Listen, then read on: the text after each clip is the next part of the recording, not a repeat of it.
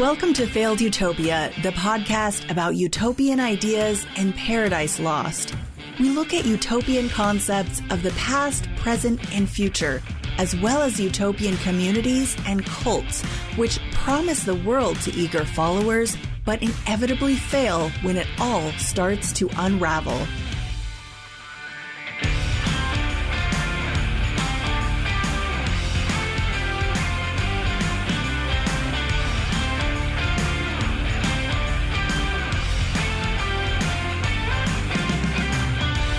Friends, it's Anna, your mentally disturbed podcast host.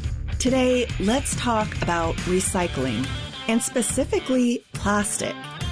Our planet is awash in it. Our land, oceans, lakes, and rivers are choked with plastic. It's even been found in the Marianas Trench, 6.5 miles under the sea and all over Mount Everest.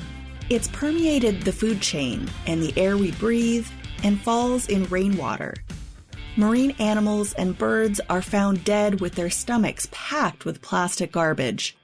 Maybe you heard about that dead camel they found with 2,000 plastic bags in it, or that sea turtle with a plastic straw stuck up its nose, or maybe one of the whales that periodically wash ashore with their stomachs full of plastic bags and fishing nets. It's estimated that the average person eats, drinks, and breathes in about a credit card's worth of plastic every week. For decades, recycling was billed as the panacea that would save us from our garbage. Why didn't it work?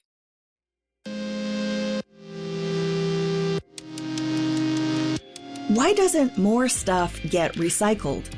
Is more education the answer?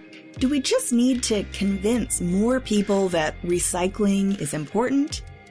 If you're an optimist, I'm not, but if you are, you think, hey, people want to do the right thing, they just don't know any better. We need to educate them so that they can choose to do the right thing. No, just no. Everyone already knows about recycling, okay? Everyone who went to public school in the last multiple decades had the 3 R's, reduce, reuse, recycle, drilled into our heads. If you've convinced someone in your life to start recycling and patted yourself on the back, that's great. I mean, good for you. Good job. But that isn't going to work on a mass scale, and it won't work as quickly as we need it to, because now it's an emergency. Remember, that's what we've been doing for 50 years. It has not worked. If people don't recycle, it's because they either don't want to or because they find it inconvenient. Here's the bottom line. People won't adopt anything on a mass scale until it's cheaper and/or more convenient than whatever they're already doing. It's that simple. If badgering people into making an extra effort or spending more money on eco-friendly products worked, it would have worked by now. We've spent half a century doing just that, and it hasn't worked.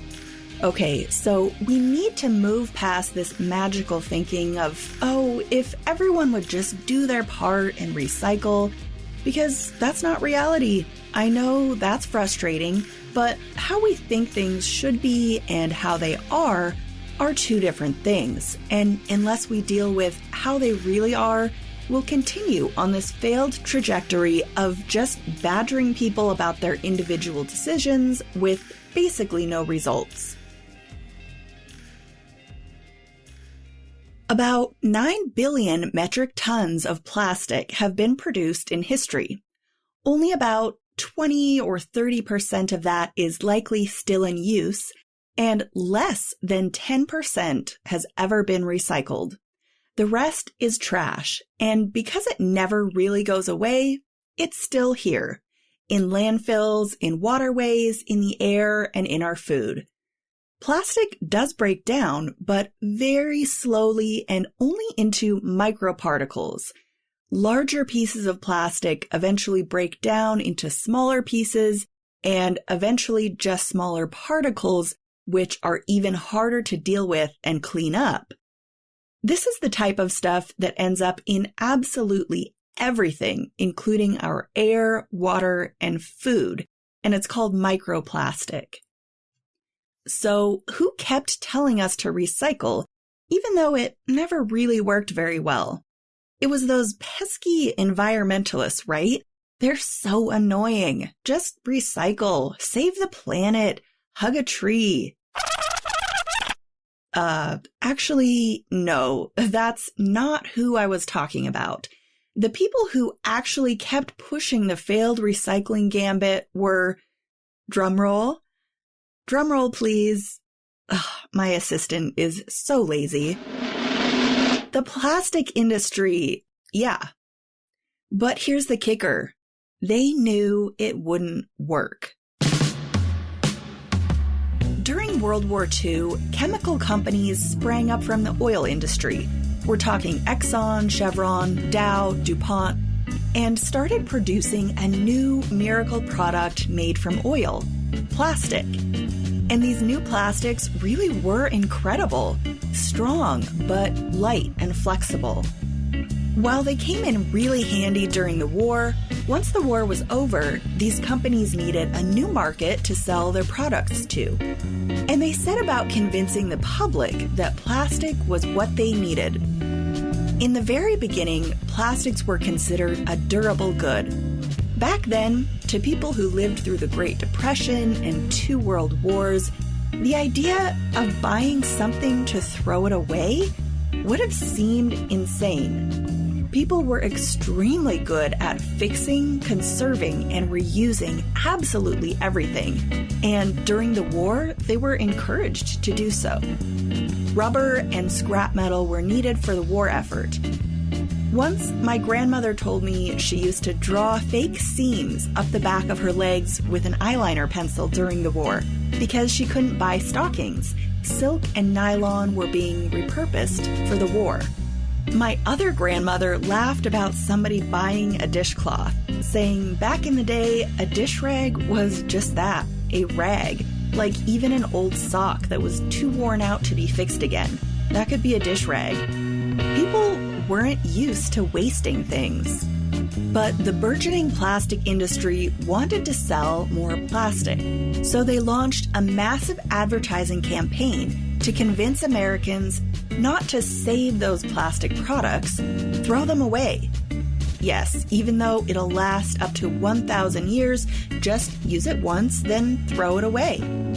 This marked an era that was celebrated by triumphant headlines like "No shit, the disposable life," flanked by a photo of a joyful housewife tossing a bunch of trash gleefully into the air.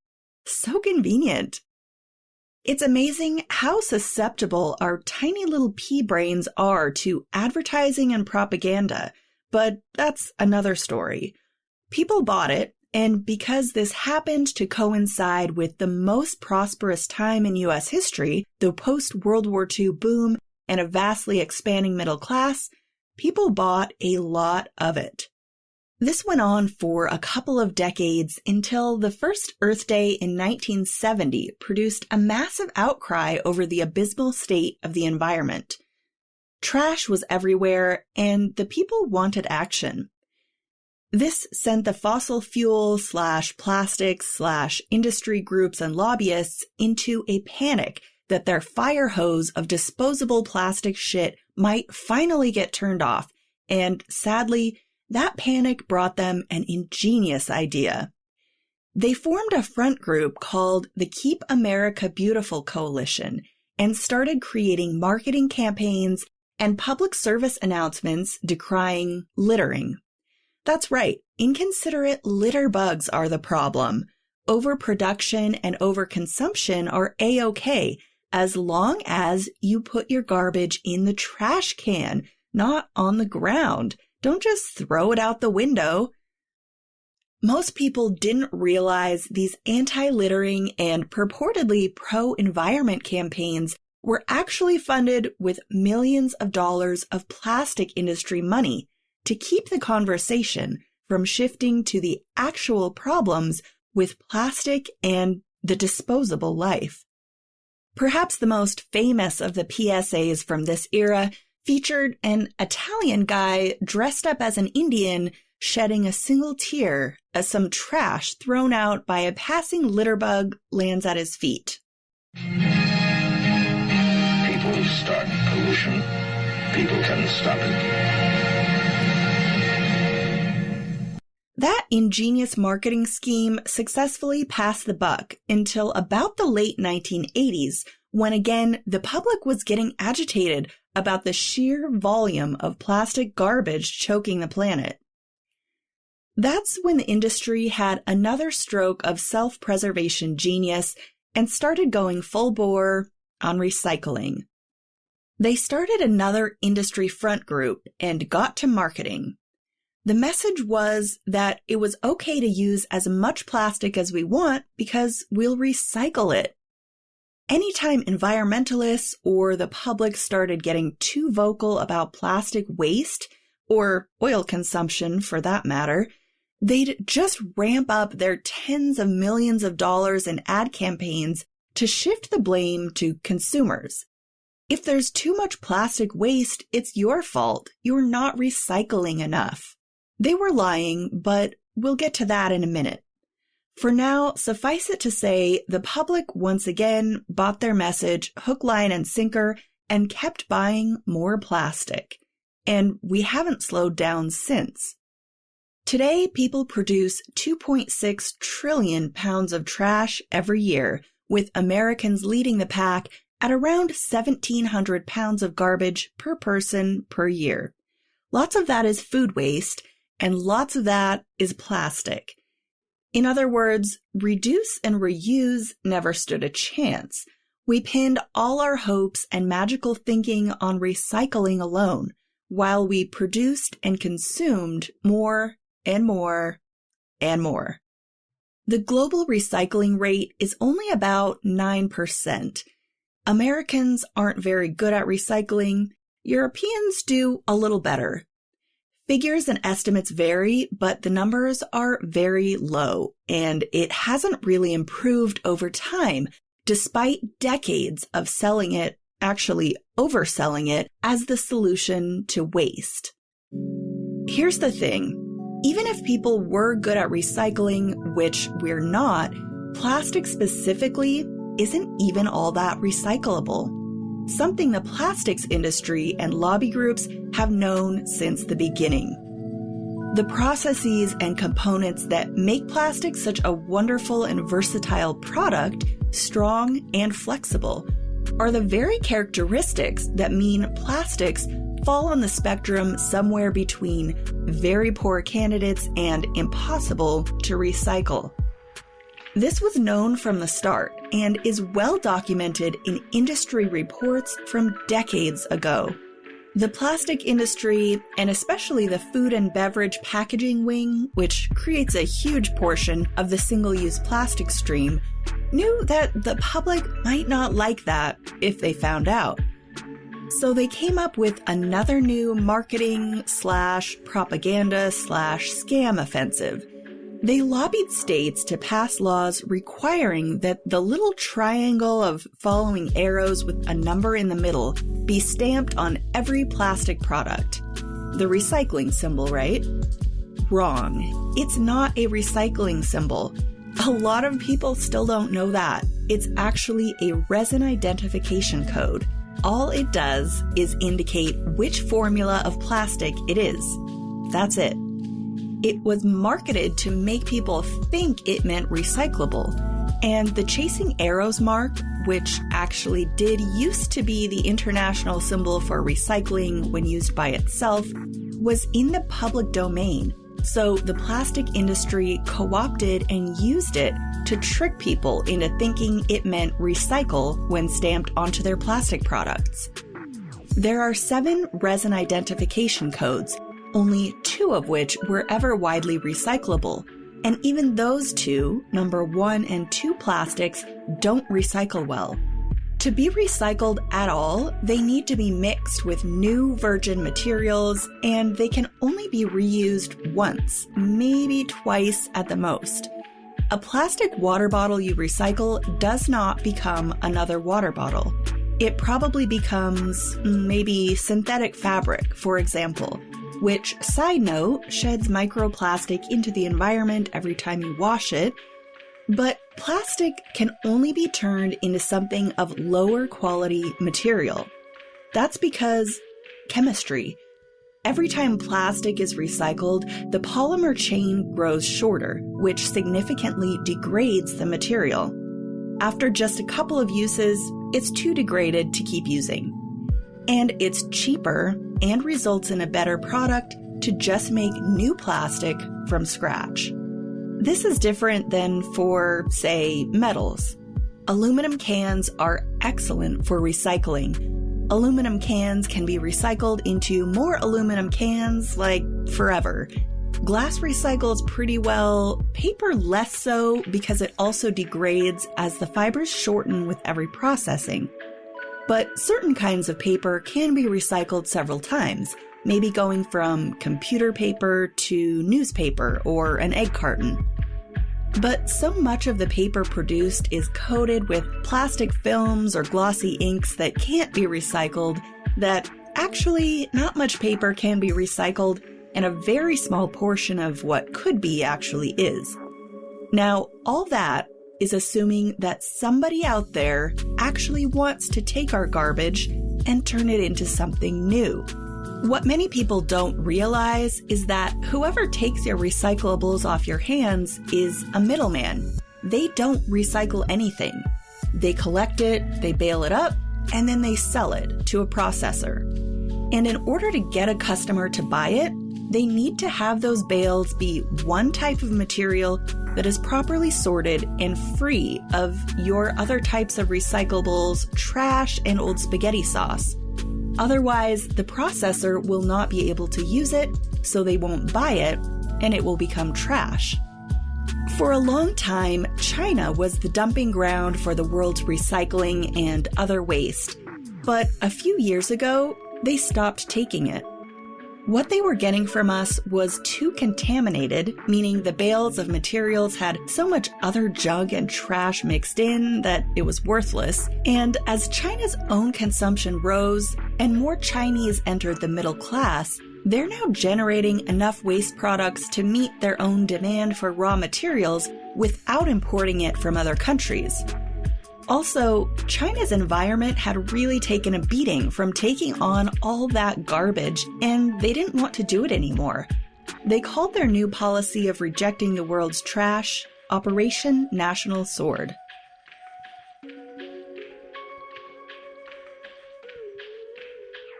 The US and other massively wasteful countries started shipping our trash to other countries like Malaysia, who were still willing to take it, until they too were overrun with plastic pollution, their environments trashed. It turned out that a lot of so-called recyclables we sent overseas never were recycled and tended to end up in foreign landfills or loose in the environment. Once the U.S. ran out of other places to dump its plastic garbage and solid waste, much of which is toxic and hazardous, it's been building up in gigantic stockpiles in warehouses in the U.S. or ending up in landfills or incinerators. The U.S. doesn't have the infrastructure to recycle domestically, it never has, and it would be very expensive to do. Recycling was always costly, but now recyclables are pretty much worthless. We can't even pay other people to get rid of our recyclables, let alone get them to buy it from us. For cities that do have the option of paying to have recyclables processed domestically, they often can't afford exorbitant rates far higher than just trashing or incinerating it. Costs for domestic processing are driven even higher by your aspirational and/or lazy recycling. When about a quarter of what gets thrown in recycling bins is garbage, it takes armies of low-paid workers to painstakingly sort through it piece by piece, which is something else we lost when we stopped being able to export our waste overseas. It's time to stop putting an imaginary line between recycling and trash. It's all waste. The problem is that overproduction and overconsumption will always create too much waste, but No one wants to hear that. This idea that people just need to be made more aware so that they can make better decisions about recycling and plastic waste, I'm sorry, but it's a fantasy, and we have to let it go. Despite all the moralizing, it doesn't work. And I can say it doesn't work because it's what we've been doing for decades, and it got us into this mess. In large part, this was an industry-created problem, and it's industry that can solve it. If you're one of those people who's obsessed with personal responsibility and you're going, you know what, if people just stop buying this stuff, then companies wouldn't make it. Okay, sure dude, maybe you're right. But again, we have to let go of how we think things should be and act based on how they actually are. And waiting for people to voluntarily stop buying disposable products, it's just magical thinking. It won't solve the problem. And that's been borne out by reality. It's just an observable fact. The world's appetite for this stuff has only ever grown. And now disposable products are the default. Plastic is hard to quit, not just because it's ubiquitous, but because it's so useful. Plastic has revolutionized just about every industry and has invaluable applications in the medical industry, just as one example. So it's complicated, and like everything in life, using plastics has its pros and cons, but the disposable life can't possibly work in the long run. So where I will say that individual actions actually do make a big difference is in that we need to demand that industry and governments take action to change the status quo. We'll need regulation of single-use plastics, and we have to force industry to create better, less wasteful packaging solutions. As long as just about every item available to buy is plastic and/or comes encased in plastic, people are going to buy more plastic whether or not they want to. So using your time and energy as an individual to try to get the system to change is useful. It won't be easy. In fact, the plastic industry is so freaked out that single-use plastic bans could cut into their bottom line that they've lobbied and gotten bans on single-use plastics passed. Let me say that again. It's a preemptive ban against passing a single-use plastic ban. Yeah, that's what we're up against. But using your time and energy as an individual to recycle is also useful if you can still find somebody to take it off your hands. I know, I just finished shitting all over recycling, but just keep in mind it helps a little bit, not a lot, and it can only be one small piece of the larger waste picture. The problem is we're running out of time to avert the crisis. Analysts currently expect plastic production to triple by 2050. And there's one more problem with the plastic world we've created that I haven't even mentioned yet, and that recycling won't fix. The chemicals we're exposed to through plastics. Scientists are still trying to grapple with the possible health costs of this much exposure to a vast array of chemicals. BPA isn't even the tip of the iceberg, but just for an example, it's an endocrine disruptor that messes with our hormones and may elevate the risk of certain cancers.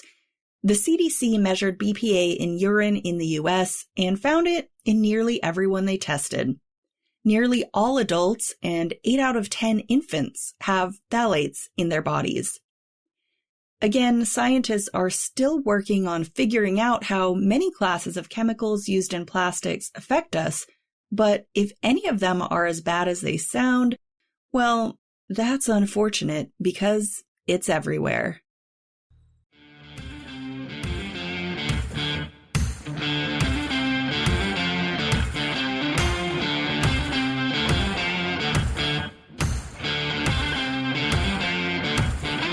If you enjoyed this episode, please follow and leave a rating or review on Apple Podcasts or wherever you listen to help other people find it.